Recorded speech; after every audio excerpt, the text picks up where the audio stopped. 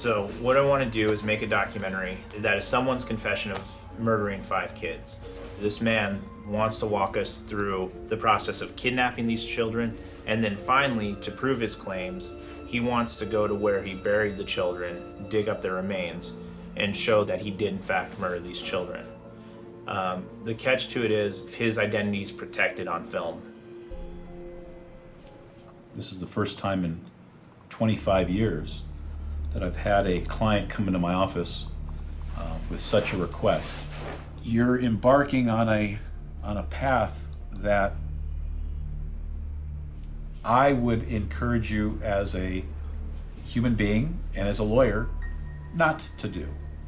Sitting through the retelling of the story of your child being kidnapped, harmed, killed, buried, and unearthed is hell for these people like none of us can ever imagine.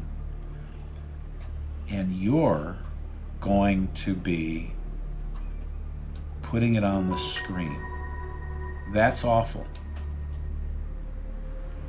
Today is 25 years to the day that your son went missing. What are we doing here today? Well, every year I get 2 weeks vacation from my job. And just like most people that spend their vacations with their families, I'm not any different. I'm doing the same thing. So like right now, he's gonna take us to, I guess like the school he supposedly kidnapped this kid at. We're still doing interior car shots, driving. So what we're gonna do is just talk about the day he took this kid. Well, it was a school day, and I remember that day clearly because I woke up that morning really sick to my stomach, and I just had this really awful feeling that something really bad was going to happen. I just ignored it and just said to myself, everything's going to be fine. Oh shit, are you rolling? Yeah. Is that his car? Yeah. Follow him.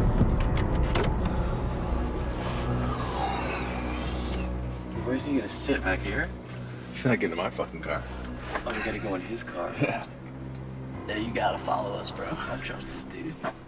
Is he gonna follow us? Did you say he was Who's this? gonna? This Ronnie, our producer. Isn't that what we talked about? This? All right, can you call Ronnie and tell him not to follow us? I don't want a fucking parade, you know? Let me call. Telling Ronnie not to follow us. Yeah. Let's drive past this. This is where this is the school here. Go past it.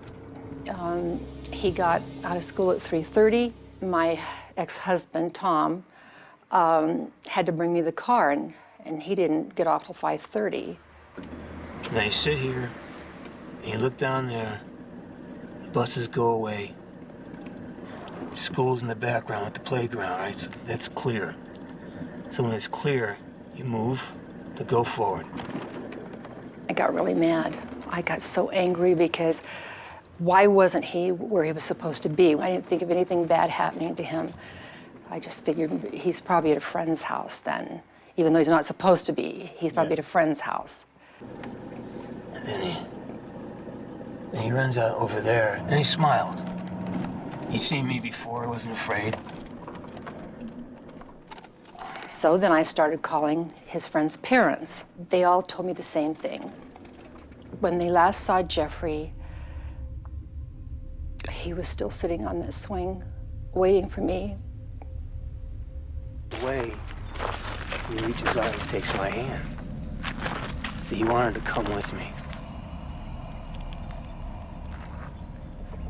Why did he want to come with you? That's probably nice to him. When the sheriff showed up at the door that night, I knew then that I would probably never see Jeffrey again. I'm telling you what it was and what I did and how it was. I came in, I found a partner in an event. The partner happened to be a young boy, and I helped him do what he needed to do when his time was up. Just like this cancer is helping me do what I need to do, and my time is up. You're telling a story, I'm doing something different. What are you here to do? Kind of like closing the circle. No, I know that he's dead. That is a really awful word to say, but after 25 years, I got to know what happened. You can't just wake up day after day after day and not know what happened to your son. You just can't go on like that. I've got to get those answers. That's why I'm here.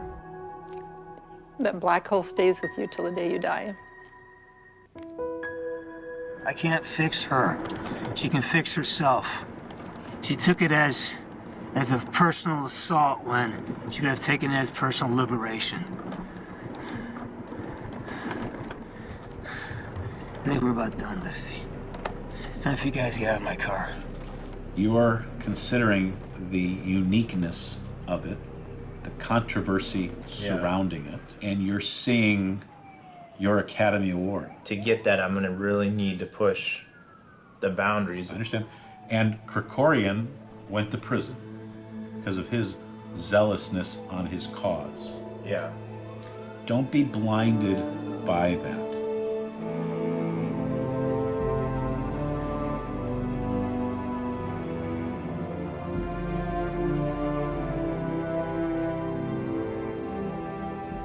My name is Dusty Duprell. I'm a documentary filmmaker.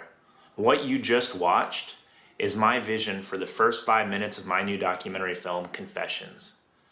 This is a project that grew out of a moment of tragedy in my own life. You see, 3 years ago, my brother was murdered by his girlfriend. And this was a crime that was never investigated and it never went to trial. And because of that, I became obsessed with death and dying. And I also became obsessed with this idea that crimes like this can happen in the United States and nothing ever comes about it. They ultimately become forgotten. And on this journey I was going through, I started looking through message boards and I started going to different websites that talked about death and dying. And amongst these websites, I started to see one user frequently pop up. And this user, of course, is the subject of the documentary. And what he wrote had such a dark and disturbing insight. I knew that there was something evil about this person. And the comment that really pushed me over the edge and made me start to make this film was, I know death from both sides. And from that comment, I contacted him via email and earned his trust to the point that he told me he in fact killed 5 children, and he provided me with researchable information that I could verify what he was saying was true. And after a few more months of correspondence, he agreed to meet, and that's what you just watched. Our first meeting filmed. Now, you have probably 1,000 questions going through your head right now. And I guarantee you that each of those questions will be answered in the 90-minute version of this film. The one that probably stands out the most to you is, how did he not get convicted? How did he not go to trial? How is this guy gone for 25 years without even being a suspect to these crimes? And the answer to that is, he was involved in law enforcement. And it enabled him to commit this crime. Instead of protecting us, he is actually the monster he should be protecting us from. Now, as a filmmaker, well, not even as a filmmaker, as a person, I have a lot of moral objections in making this film. But I know as a filmmaker that this is the one project that will define my career. As a filmmaker, this is the one project that comes along in your lifetime that you cannot pass up. I know this film is going to be groundbreaking, and for that reason, I'm kind of putting my morality aside to make it. And I plan on that also being part of the journey that you see on film, me struggling with what I'm doing to these people and what I'm doing protecting this man. Like I said, there's probably 1,000 questions that are going through your head right now. And, you know, the only way they're going to get answered is if we make this film.